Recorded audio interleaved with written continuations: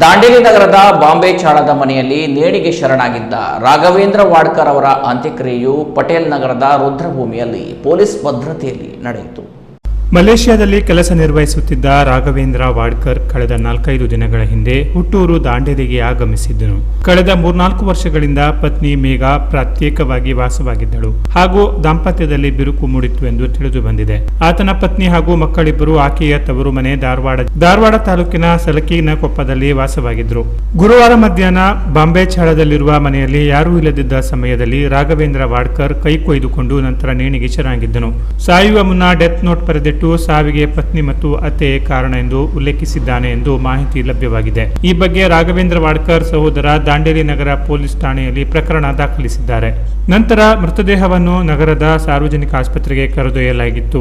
ಮೃತದೇಹದ ಮರಣೋತ್ತರ ಪರೀಕ್ಷೆ ನಡೆಸಿದ ನಂತರ ಶುಕ್ರವಾರ ಬೆಳಗ್ಗೆ ಮೃತದೇಹವನ್ನ ಬಾಂಬೆ ಚಾಳದಲ್ಲಿರುವ ಮೃತನ ಸ್ವಗೃಹಕ್ಕೆ ತರಲಾಗಿತ್ತು. ಮೃತ ರಾಘವೇಂದ್ರ ವಾಡ್ಕರ್ ಈತನ ಮುಂದಿನ ಅಂತ್ಯ ಸಂಸ್ಕಾರದ ಕ್ರಿಯೆಗಾಗಿ ಪತ್ನಿ ಹಾಗೂ ಮಕ್ಕಳಿಬ್ಬರಿಗಾಗಿ ಕಾಯಲಾಯಿತು. ಶುಕ್ರವಾರ ಮಧ್ಯಾಹ್ನ ರಾಘವೇಂದ್ರ ವಾಡ್ಕರ್ ಪತ್ನಿ, ಇಬ್ಬರು ಮಕ್ಕಳು ಹಾಗೂ ಆಕೆಯ ಕುಟುಂಬಸ್ಥರು ಮೃತನ ಮನೆಗೆ ಬಂದು ಅಂತಿಮ ದರ್ಶನವನ್ನ ಪಡೆದುಕೊಂಡಿದ್ರು.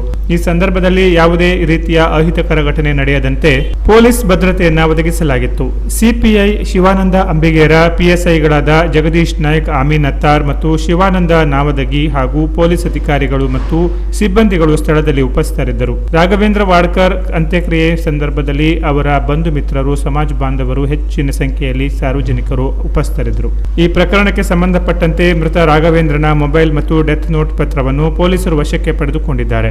ಮೃತನ ಪತ್ನಿ ಮೇಘಾ ರಾಘವೇಂದ್ರ ವಾಡ್ಕರ್ ಇವಳನ್ನು ಪೊಲೀಸರು ಬಂಧಿಸಿ ನ್ಯಾಯಾಲಯಕ್ಕೆ ಹಾಜರುಪಡಿಸಿದ್ದಾರೆ. Canara plus news, Dandeli.